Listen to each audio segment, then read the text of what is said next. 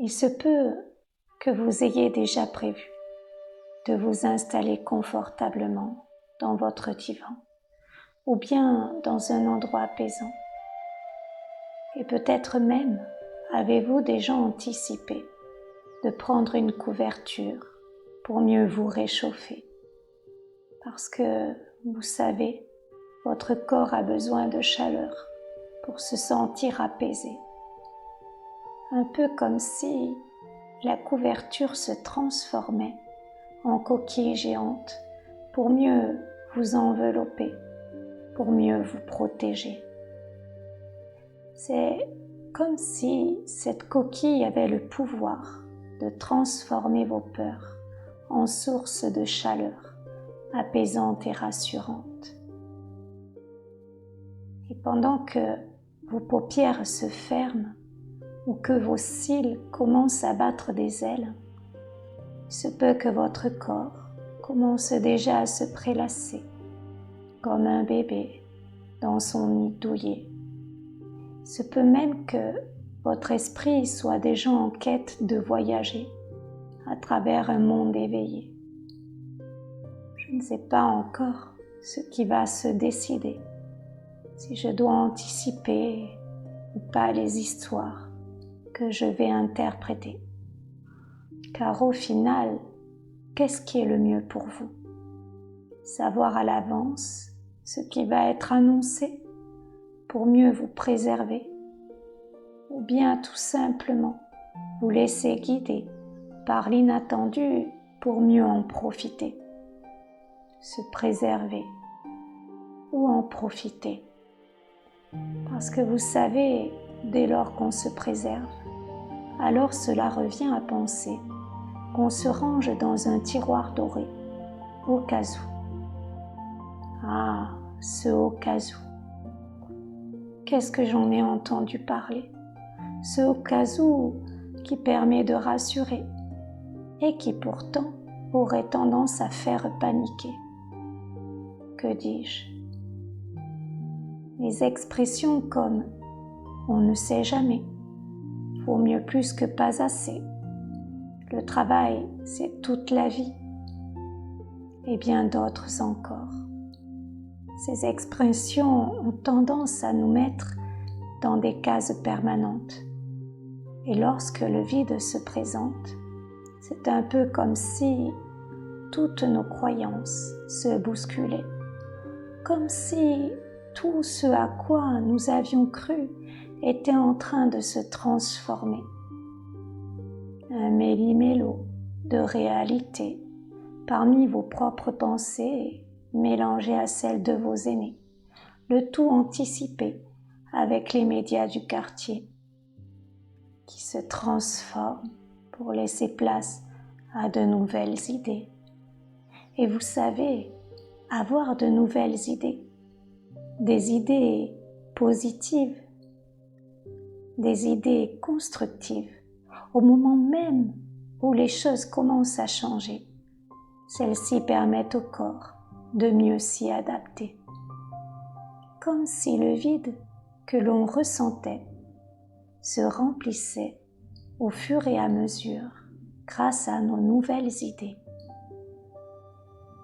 Et lorsque nos nouvelles idées se transforment en nouvelles capacités, alors on reprend le chemin du succès, le chemin de notre destinée. Nous avons retrouvé notre pouvoir de nous libérer de toutes ces peurs qui nous paralysaient.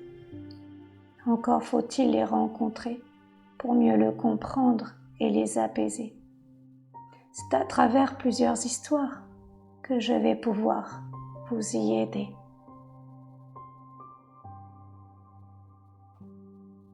Je me suis aperçue que bien souvent, les adolescents avaient un comportement ambivalent.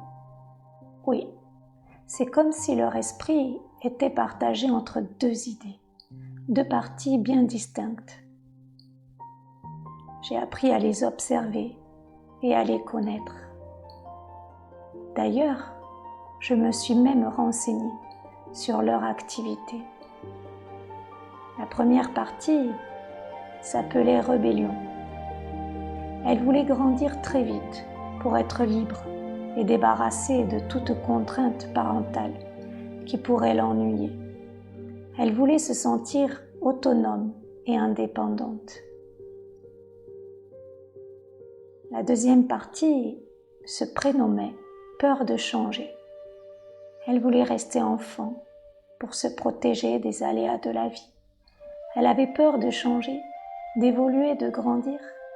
Oui, elle voulait absolument garder ce privilège d'être réconfortée, cajolée, sentir que les adultes sont toujours là pour pouvoir la guider.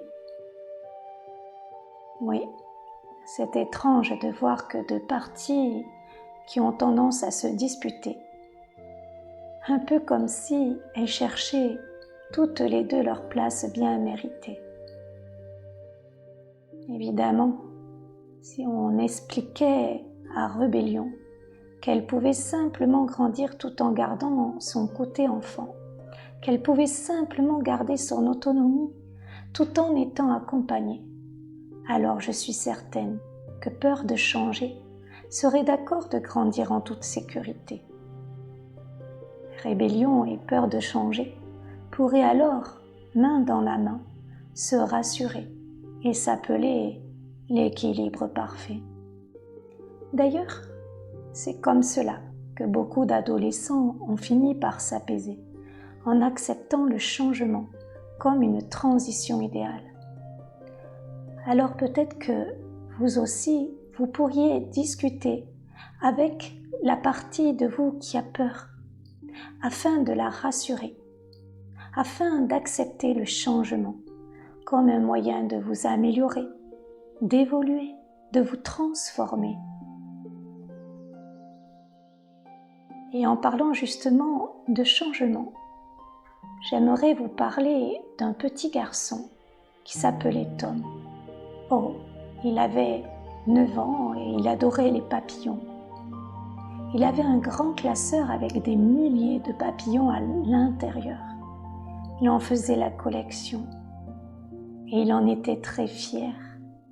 Il aimait aller dans la nature pour les observer et lorsqu'il trouvait un papillon décédé, il le ramassait pour pouvoir le déposer dans son classeur doré. Mais voilà que la saison des papillons était terminée. Et pourtant, Tom continuait à les chercher. Faut dire que son père était pareil. Il était passionné par son travail de fermier. Il aimait tellement ce qu'il entreprenait, qu'il travaillait d'arrache-pied. Et un jour, malgré l'interdiction de ses parents, Tom décida d'aller se promener. Peut-être y aurait-il des papillons, peut-être aurait-il la chance de pouvoir agrandir sa collection. Arrivé sur les lieux, il n'y avait rien, rien de rien, que du vide, aucune trace de papillon à l'horizon. Il le savait bien, il ne devrait pas être étonné, puisqu'il savait très bien que ce n'était pas le moment. Mais le petit garçon était omnibulé. Alors, décida d'aller encore plus loin, jusqu'à ce qu'il se rende compte qu'il était perdu dans un endroit inconnu. Il commença à imaginer qu'il serait coincé dans cet endroit pour l'éternité. Et là, la panique arriva. Heureusement, Tom avait appris à la gérer, se posa contre un arbre, ferma les yeux et imagina qu'il était en sécurité, que tout allait bien se dérouler. Dans son imagination, il sortit une carte où était inscrit « Confiance et sécurité ». Il ouvrit les yeux et prit les mesures nécessaires pour s'orienter. Ouf! Il vit au loin la croix de l'église à côté du marché. Il retrouva donc son chemin et rentra chez lui. Bien qu'il fût réprimandé, sa maman lui demanda ce qui le préoccupait. Alors l'enfant se mit à pleurer. « Maman, ce ne sont pas les papillons qui me dérangent. Je vois bien que papa est très fatigué. Et je vous ai entendu parler de la maladie qu'il avait. Je vois bien qu'il met toujours autant d'énergie dans son travail. Et cela me fait très peur. Je ne veux pas le perdre, mon papa. Oh mon chéri, je comprends ce que tu ressens. Et crois-moi, ton papa le sait aussi. Peut-être serait-il temps que tu ailles lui dire ce que tu ressens.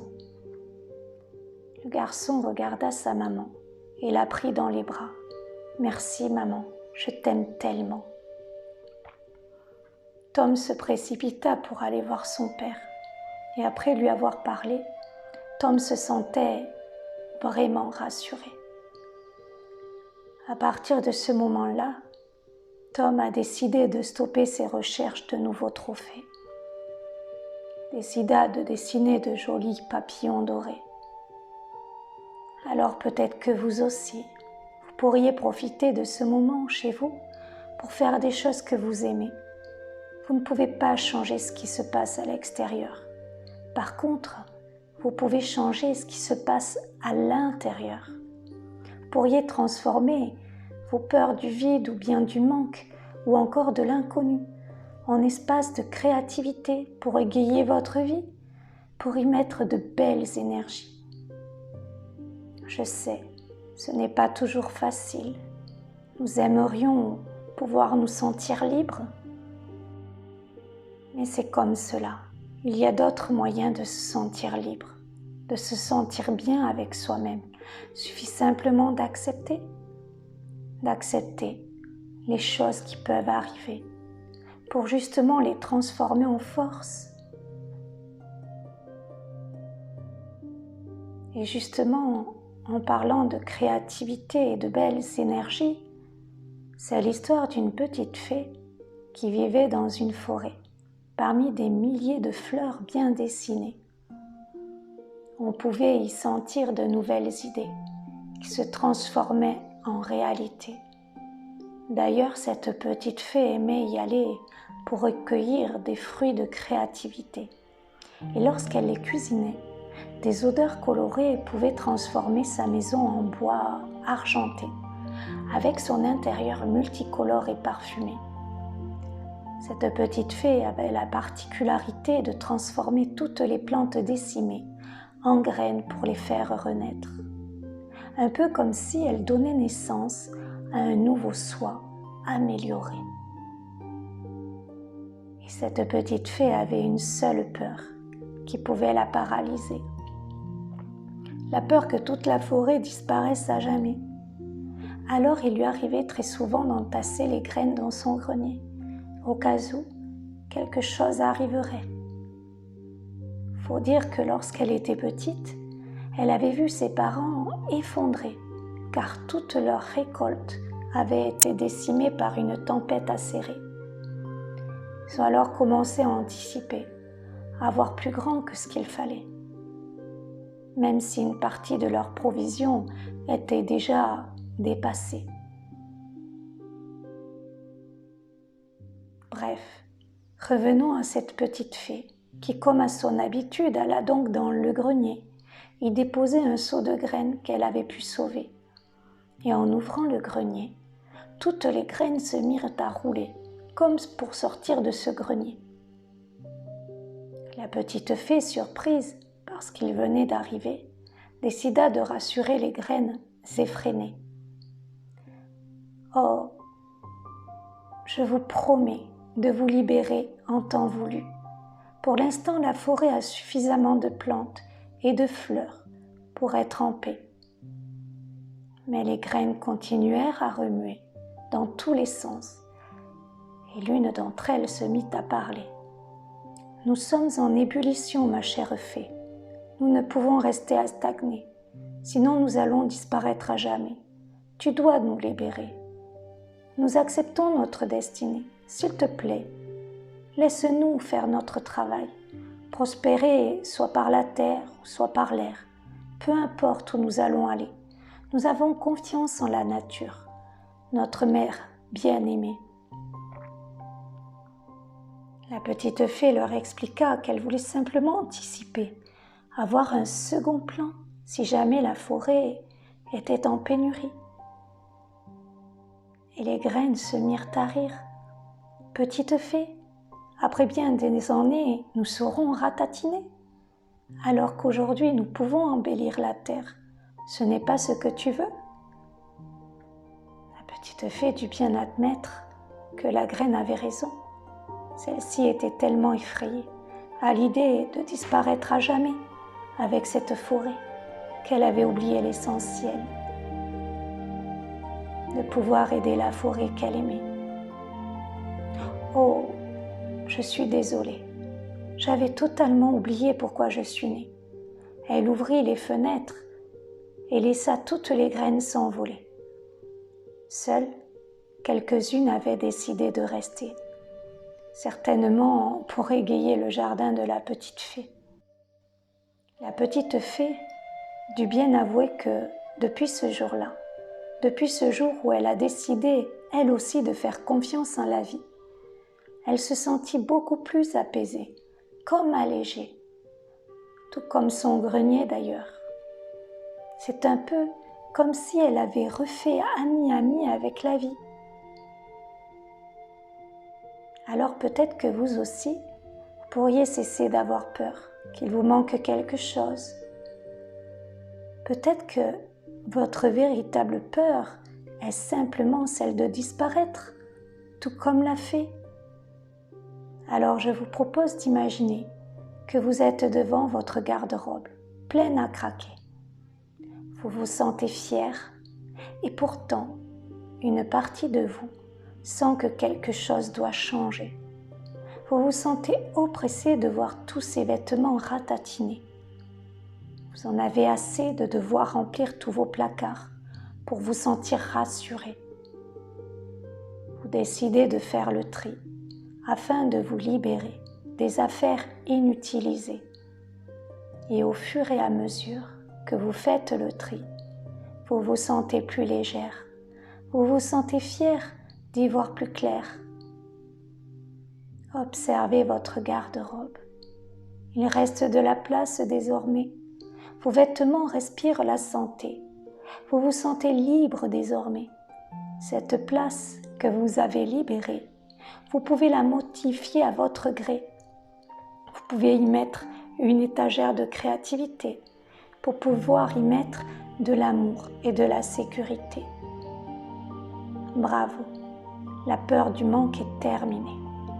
Vous voyez les pages vides comme une opportunité, un moyen de pouvoir la colorer grâce à de nouvelles idées. Maintenant, imaginez que vous aviez fermé tous les volets et toutes les fenêtres de votre maison intérieure pour pouvoir vous protéger. Ouvrez tous les volets, toutes les fenêtres. Sentez comme la vie est toujours de votre côté. Ressentez à nouveau cette énergie circuler. Elle est là pour vous aider, elle est là pour vous accompagner. Quoi qu'il arrive, quoi qu'il se passe, elle sera toujours là pour vous. Alors, soyez amis avec la vie et vous verrez, elle vous en remerciera volontiers. Bravo, vous venez de faire ami-ami avec la vie. Vous acceptez les événements pour mieux les appréhender. Profitez de ces moments confinés pour mieux respirer, pour mieux vous recentrer. Vous vous concentrez d'ailleurs sur l'essentiel. C'est ce qui est le meilleur pour tout le monde, se concentrer sur l'essentiel. Imaginez-vous, d'ici quelques jours, quelques semaines, heureux, heureuse, depuis que la peur du manque du vide est terminée, depuis que vous avez décidé d'avoir confiance en la vie, en vous. Vous avez compris à quel point le vide et la peur du manque étaient un moyen pour le combler d'amour, de sécurité, à travers de nouvelles idées. Voyez tout ce que vous pouvez faire depuis que vous avez du temps à vous accorder. Sentez comme c'est bon de se retrouver, de retrouver cette joie d'enfant qu'on a été. Laissez-vous aller à la magie de votre créativité. pouvez remercier votre inconscient de tous les changements effectués. À présent, vous allez pouvoir revenir dans l'ici et maintenant et réouvrir les yeux tout doucement. Avec tout mon amour, je vous remercie d'avoir écouté cette séance qui, je suis sûre, du fond du cœur, est un véritable succès pour votre bien-être assuré.